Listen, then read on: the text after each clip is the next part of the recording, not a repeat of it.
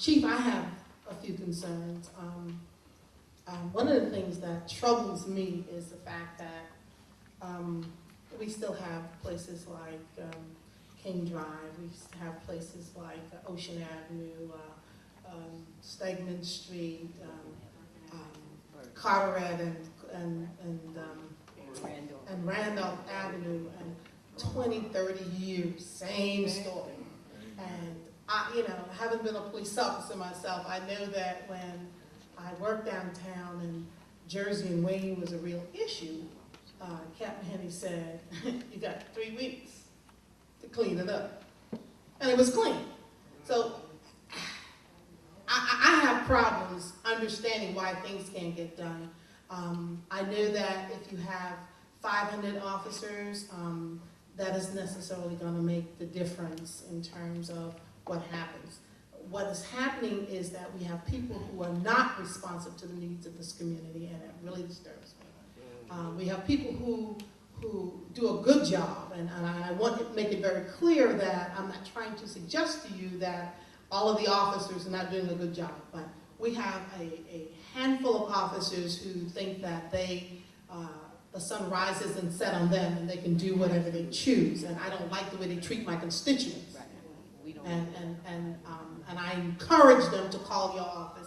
I encourage them to call internal affairs. I encourage them to do whatever they need to do, because you cannot expect people to embrace the police if in fact the police are telling the criminals that you are the one who's making the call. And that has been an issue for me that resonates throughout my soul. I can't stand it. I've spoken to you about it, and I don't think that has changed very much.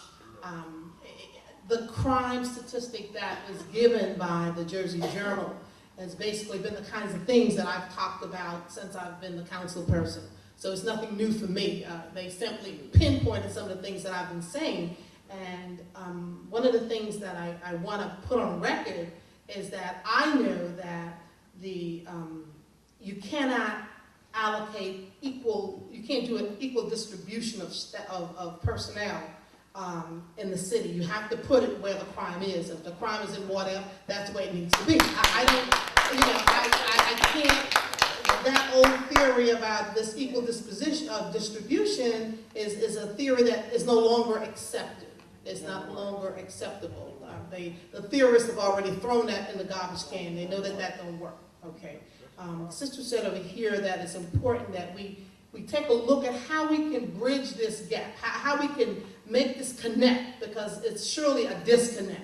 And we need to focus on what we can do about that. And see, and I'm not quite willing to say I just want King Drive clean. See, I ain't going there.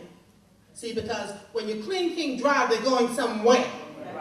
Okay, and we're not going to make the responsibility of cleaning this city on the backs of Ward F. And you're not going to tell me that when you clean up King Drive that those folks are going to disappear. They're going to come on your side streets. So we need people to be vigilant and come into the side streets and address that. That's one. Number two, when you talk about bringing out the police, I want to see police that's going to come out and not write a bunch of summonses in the bus stop. That ain't addressing the issue for me. The bus stop is not the problem. The problem is Joe Blow sitting on this corner with this drug, with this can of beer, with this card game, with this whatever it is that he has. He's right here on this corner. The cops are walking on this side of the street and walking over there. No. We need them to come over here and address the issue. That's what we need.